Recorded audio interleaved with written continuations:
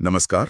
आज हमारे हाथ कुछ ऐसे दस्तावेज लगे हैं जो एक कंपनी के अंदर कर्मचारियों को आंकने की एक बड़ी ही अजीब सी प्रक्रिया दिखाते हैं। हाँ, अजीब तो है। ये सिर्फ काम नहीं बल्कि जिंदगी के कई अलग अलग पहलू हैं जिन्हें अंकों में तोला जा रहा है। नाम दिया है इसे अंक मापन प्रक्रिया। और इसका सीधा असर तरक्की और जाहिर है सैलरी पर पड़ता है। हाँ। तो आइए जरा इसे खोल कर देखते हैं, समझते हैं कि ये है क्या असल में। हाँ, ये वाकई में दिलचस्प है क्योंकि जैसा आपने कहा, ये सिर्फ काम नहीं देखती। दस्तावेज बताते हैं कि ये काम के साथ साथ मानसिक, शारीरिक, सामाजिक, यहाँ तक कि राजनीतिक और आर्थिक योग्यता, इन सब को अंकों में बदल रही है। बाप रे। हाँ, मतलब एक पूरा सिस्टम बनाया है। स्रोत ये साफ बताते हैं कि किस काम या किस गुण के कितने अंक मिलेंगे। एक तय अंकमान है हर चीज का। और कुछ अंकमान तो ध्यान खींचते हैं। जैसे दस्तावेजों में लिखा है कि बस एक साधारण सा फॉलोअप किया तो आधा अंक। आधा अंक, हाँ। और अगर सेल्स क्लोज कर दी तो 2.5 अंक। सर्वे या प्रेजेंटेशन के भी अंक हैं। लेकिन सबसे चौंकाने वाली बात मुझे लगी कि अपने घर का बजट हर महीने बनाने पर 7 अंक। 7 अंक? हाँ, मतलब घर का बजट बनाने का कंपनी के काम से क्या लेना देना। क्या दस्तावेज बताते हैं कि ऐसा क्यों है? कोई लॉजिक दिया है? देखिए, दस्तावेज सीधे सीधे क्यों का जवाब तो नहीं देते, पर वो ये दिखाते हैं कि ये सिस्टम कितना फैला हुआ है, कितना व्यापक है। ये रोज के काम तक ही नहीं है। अच्छा। इन कागजों से ये भी पता चलता है कि कुछ खास योग्यताएं हैं जिन्हें अलग अलग टाइम पर जांचा जाता है। जैसे कि मानसिक और सामाजिक योग्यता, ये हर तिमाही मतलब हर 3 महीने में चेक होती है और इसके लिए 5 अंक हैं। हर तिमाही 5 अंक, ठीक है। फिर राजनीतिक और आर्थिक योग्यता है, ये हर 6 माही परखी जाती है, 5.5 अंक। 5.5 राजनीतिक योग्यता के भी? कमाल है। हाँ, और जो जिम्मेदारी सीट है उसका मूल्यांकन साल में 1 बार होता है, उसके 6 अंक हैं। 6 अंक सालाना?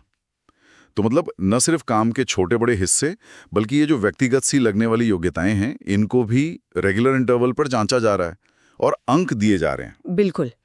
और सिर्फ इतना ही नहीं, इसमें रेगुलर डॉक्यूमेंटेशन भी शामिल है।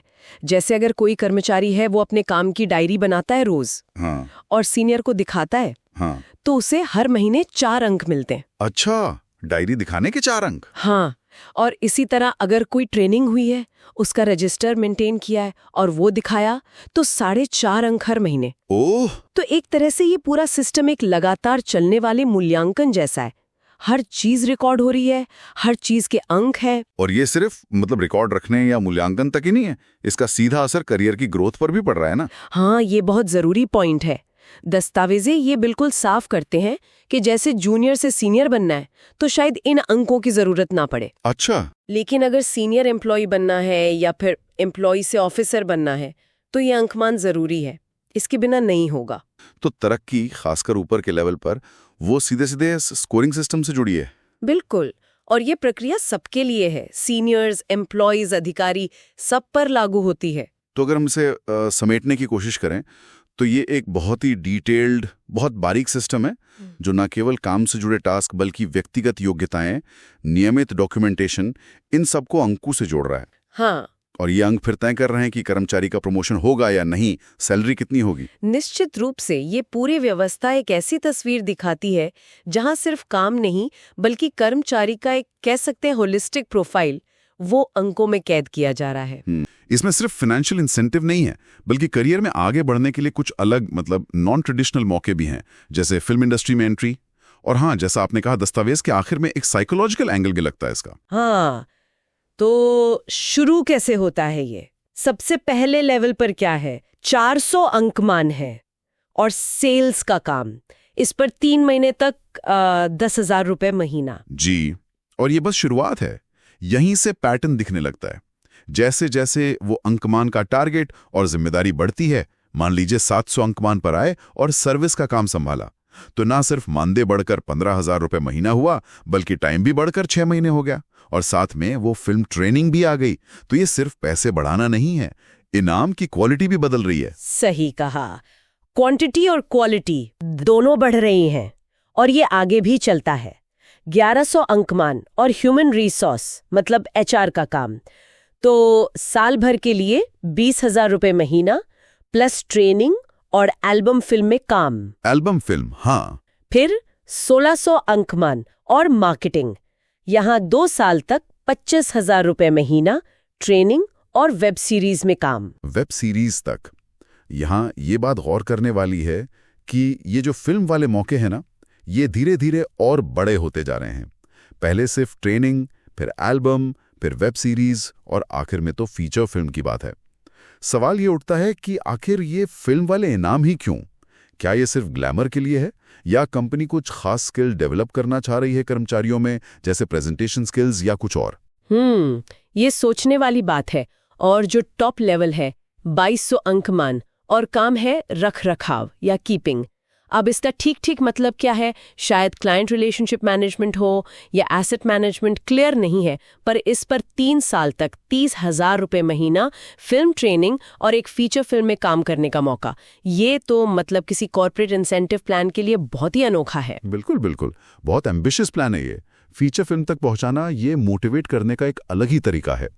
और यहीं से हम उस साइकोलॉजिकल पॉइंट पर आते हैं जिसका जिक्र आखिर में है। हाँ, वो जो आखिर में एक नोट लिखा है, उसमें लिखा है कि कुछ लोगों को आगे बढ़ने के लिए बार बार धक्का देना पड़ता है, जबकि कुछ लोग ऐसे होते हैं जिन्हें बस रास्ता दिखा दो, वो खुद बढ़ जाते हैं।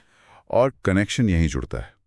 ऐसा लगता है कि ये जो पूरा अंकमान सिस्टम है ना, ये जो बढ़ते हुए लेवल्स हैं, इनाम है, ये खास तौर पर उन लोगों के लिए बनाया गया है जिन्हें भारी मोटिवेशन, मतलब उस धक्के की जरूरत पड़ती है। हर लेवल एक माइलस्टोन है, एक साफ टारगेट जो उन्हें अगले स्टेप के लिए पुश करता है।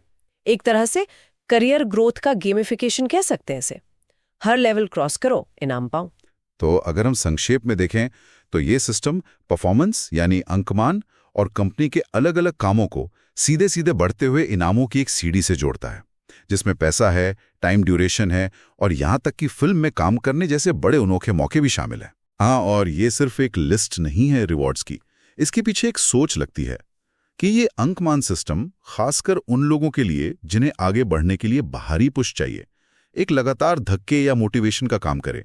एक साफ रास्ता दिखता है इसमें कि हर अचीवमेंट सीधे प्रोग्रेस और पहचान से जुड़ी है।